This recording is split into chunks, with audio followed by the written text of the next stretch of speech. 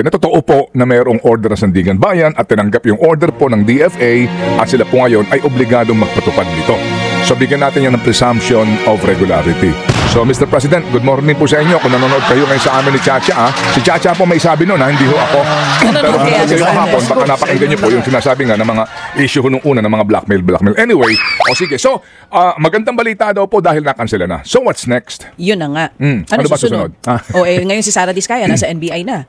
Si Sara daw, tularan daw po ninyo ang sabi ng NBI. Tularan nyo, hindi na kami pinahihirapan pa. Diba? Mauna ng sumurrender. Kaya lang, meron pang isang balita. Yun daw pinsan yata ni Senator Mark Villar. Umeska po na. May mga ganun din. Pumunta na daw ng Japan. Yung pinsan? Oo, yung pinsan. Tama pa pinsan ba ito? Oo. At Villar ang apelido. Pinsan ba o Chuhin? Hindi ko alam. Anyway, so dito muna tayo kay Saldico. Bago tunghayan po si Sara na mukha hong umaatras doon sa sinasabi daw po na nakikipag-usap sa kanya ang DOJ at sinasabi nga na sandali lang, magkano ba may sasauli mo? Yan, ayaw daw nilang magsimula ang usapan sa pagsasauli ng pera. Diba? Siguro hanggang ngayon iniisip nila baka kaya nilang itago yung kanilang mga kinita dito sa mga ng mga anomalyang kontrata. Pero kay Zaldico, ang next step dyan, at kailan? Kasi dyan ho mga kapatid, ang atin din po mararamdaman, nakikita ang sinseridad po ng gobyerno na mapauwi dito si Zaldi. Ang tanong dyan, okay, may order na po sa lahat ng mga embahada, etc. Kung gaano din po siguro kabilis na pabalik dito sa Pilipinas itong si Arnie Teves at kung gaano po din na-implementa ang Interpol sinasabing order to arrest.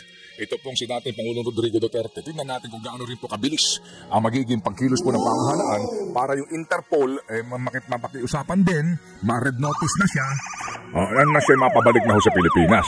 Yan po naman pong ating hihintayin. Alright, so Mr. President, good morning po sa inyo. So sino pong pupunta ron sa kung saan mga lupalo para halughugin na kung nasa saan po si Saldico? Okay. Si Pangulong Bongbong Marcos pa ang siya nag-anunsyo sa kanselasyon ng passport ni Ko. Kaya kanyang inaatasan ang Foreign Affairs Department at maging ang PNP na makipag-ugnayan sa iba't ibang mga embahada para daw matuntun na ang sinasabing puganteng si Ko. Ayon po naman sa abogado ni Ko na si Attorney Rui Rondain, kakatanggap lamang niya ng kopya ng motion ng Ombudsman para kansilahin ang pasaporte ng kanyang kliyente. Kaya duda daw si Rondain na talagang kansilado na ang passport ng kanyang kliyente dahil may 5 araw pa sila para nga ito'y tutulan. Pero sabi ho naman mismo ni Foreign Affairs Secretary Maria Teresa Lazaro, tuluyan na pong nakansila ang passport ni Ko eksakto alas 5 ng hapon kahapon.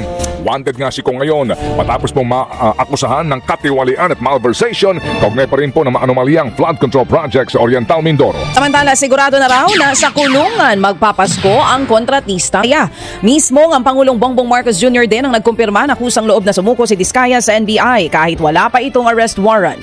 Naharap po si Sara Diskaya sa kasong graft at malversation kaugnay ng 96.5 million pesos na flood control project sa Davao Occidental. Hindi naman kasama ni Sara ang asawang si Curly Diskaya na kasalukuyang hawak naman ng Senado. Gagawin daw nila ang lahat para mabasura ang kaso.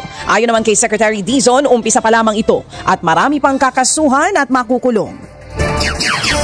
Ang sektor na ito, mga kapatid, dahil po din sa kawalan, ay obligado kapag may panahon na po na kailangan ng atensyong medikal, wala silang pupuntahan kung hindi po yung politiko na siyang panggagalingan ng guarantee letter o referral letter sa mga ospital na kung saan sila may pondo.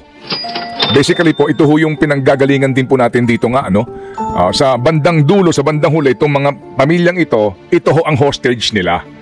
Kaya nga din po, kung babalikan natin itong proposed budget ngayon na pinag-uusapan po at nadaan ngayon sa BICAM na ito, maganda rin po maitanong nga natin na, okay, magkano ang MAIF sa lower house, magkano ang MAIF sa Senate, at kung hindi kayo nagkakatugma dito, saan nyo dadalhin yung inyong pinagtatalunan?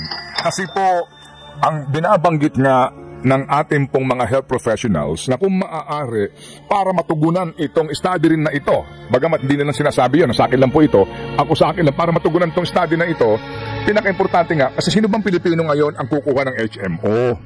Yung mga pribadong kumpanya, hindi lahat magbibigay ng HMO na libre sa kanilang mga empleyado. So kukuha ka, pero yung HMO na yan, yearly mo kinakailangang i-renew. Kung kukuha ka naman ng health insurance at life insurance na may kasamang health insurance, mawalang galang lang, kalokohan din yung iba. Hindi ba? Paaasahin ka na hanggang ilang taon ka magbibigay ng annual or quarterly amortization, pagsapit mo sa gantong haba ng panahon, wala ka nang babayaran, yung pala hindi totoo. Magugulat ka na lamang, sabihin sa'yo na kinakailangan mo magpatuloy.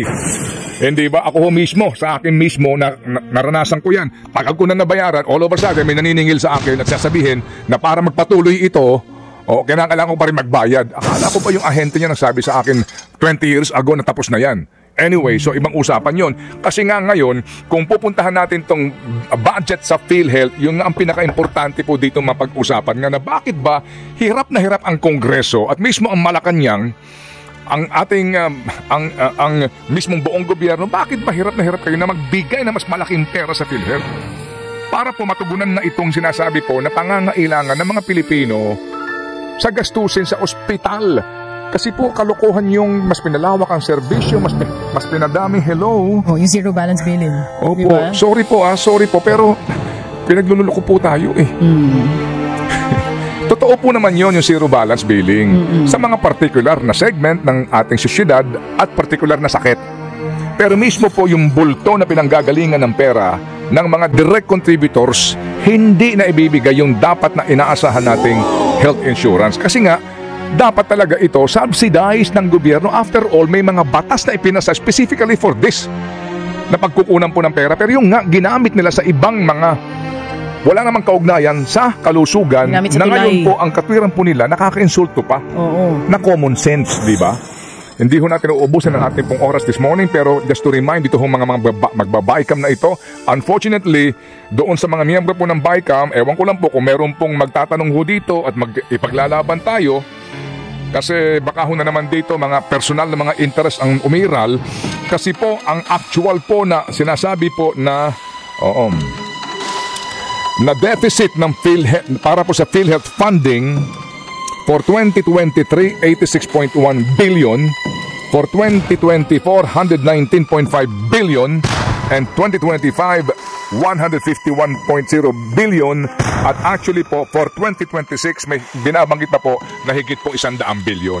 Doon lamang po sa 3 taon, 356 billion na ang PhilHealth Fund deficit. At ito po'y lumalaki ng lumalaki. Diyan lang naman po tayo muna ngayon dahil nga po ang ating pag-uusapan ay importante rin pong issue.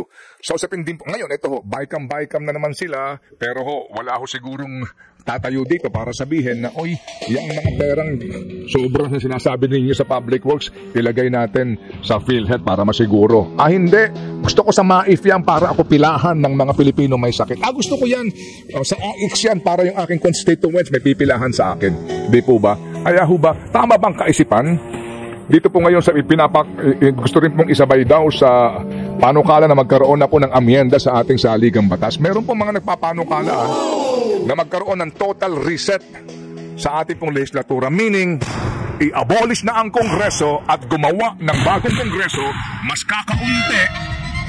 Iisa po lamang nakapulungan at pagkatapos po, yung kanila pong mga panggagalingan na mga distrito ay ayusin na sa halip po na dumami sila, bawasan po natin dahil ang gastusin sa kanila pagkalaki-laki pero wala ho naman tayo nakukuhang sapat at makatarungang serbisyo. Buwagin na ang Kongreso. Yes or no? Yes! Now na! Abangan!